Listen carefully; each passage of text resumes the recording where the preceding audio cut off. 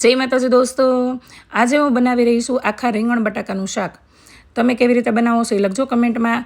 અને મોટાભાગે અમારે માર્કેટમાં જે વ્હાઈટ રીંગણ આવે નાના નાના એ બધા આખું બનાવતા હોય છે, પણ એ રીંગણ તરત જ ચડી જાય છે અને થોડાક આમ કહે ને કે વધારે બફાઈ જાય છે, એટલે આવા લીલવણી રીંગણનું શાક વધારે સારું થાય છે. તો હું આ રીંગણ અથવા તો એક ગુલાબી કલરના જે રીંગણ આવે ને એ બનાવું છું. તો રીંગણ ધોઈને મેં આવી રીતે કાપા પાડી લીધા છે, સાથે 4-5 નાના નાના બટાકા પણ મેં એડ કર્યા છે. હવે એક ડીશની અંદર મેં લીલા ધાણા સમારી લીધા છે, સિંગનો ભૂકો નાખી દીધો છે, એની અંદર કર્યા છે મસાલા, જેમાં ધાણા જીરું પાવડર, મરચું પાવડર, હળદર, થોડો ગરમ મસાલો, મીઠું અને ખાંડ, આટલા મસાલા અંદર એડ કર્યા છે. સાથે લસણની પેસ્ટ પણ મેં નાખી દીધી છે. લસણ વગરનું આખા રીંગણનું કે આખા ભીંડાનું શાક સારું ન લાગે. આ જૈન લોકો કેમ ખાતા હશે કેમ ખબર, પણ એ લોકોને ટેવ હોય, બરાબર ને.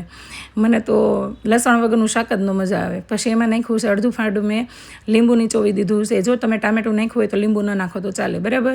પછી એમાં નાખ્યું છે 1.5 થી 2 પાવડા ભરીને તેલ, અને હવે આપણે આ સ્ટફિંગ કરી દીધું છે રેડી.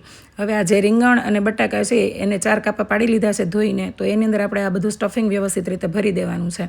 તમે સ્ટફિંગ કયું બનાવો છો એ લખજો કમેન્ટમાં. કોઈ તલનો ભૂકો કરીને બનાવતું હોય છે, કોઈ ચવાણું ખાંડીને નાખતું હોય છે, કોઈ ગાંઠિયાનો ભૂકો કરીને પણ નાખતું હોય છે, અને ઘણા લોકો બેસન શેકીને એનો મસાલો બનાવીને પણ આખા રીંગણનું શાક બનાવતા હોય છે. પણ હું મારા નાનીને ત્યાંથી જ પહેલેથી જોતી આવું છું કે સિંગનો ભૂકો જ ભરતા, અને નાની તો કુકરમાં રીંગણ ભરીને અને સીધા બેઠા વઘારી નાખતા, એટલે કે હળોયું શાક કરતા, રીંગણ નાખીને સીધું તેલ નાખી દેતા. અને મારા દાદી શાકનો વઘાર કરતા, તો હું દાદીની સ્ટાઇલમાં પણ થોડુંક બનાવું છું.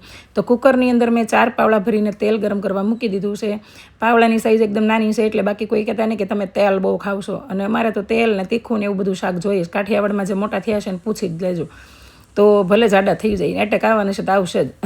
એટલે સલાહ ન નાખતા કે બેન કોલેસ્ટ્રોલ વધી જાય ને એલ્યુમિનિયમ ન વાપરો, બધુંય વાપરવું છે. મને માણસાઈમાં જે ભેળસેળ થઈ ગઈ છે ને એનાથી વિશેષ કાંઈ હાનિકારક કંઈ લાગતું જ નથી સંસારમાં. તો જુઓ, અડધી ચમચી ભરીને મેં રાઈ નાખી દીધી છે. રાઈ ફૂટી ગયા પછી જીરું નાખી દીધું છે અડધી ચમચી. એ તતડી ગયા પછી ચપટી હિંગ નાખીને પહેલાં આપણે બટાકા નાખી દેવાના છે. બટાકા વધારે નીચે એટલા માટે નાખ્યા છે કે ચડી જાય વ્યવસ્થિત રીતે, અને રીંગણ થોડાક નરમ હોય એટલે એ બહુ આપણે ચડવા દેવાના નથી, એટલે ઉપર ગોઠવ્યા છે.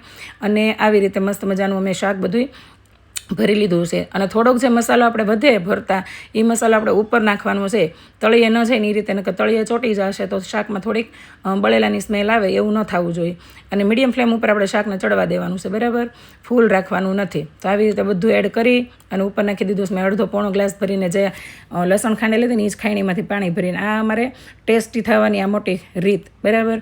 હવે આપણે કુકર બંધ કરી દેવાનું છે અને 4 વિસલ કરી લેવાની છે. મસ્ત મજાનું આખા રીંગણ બટાકાનું શાક બની ગયું છે. સાથે બનાવ્યા છે મેં ભાખરી.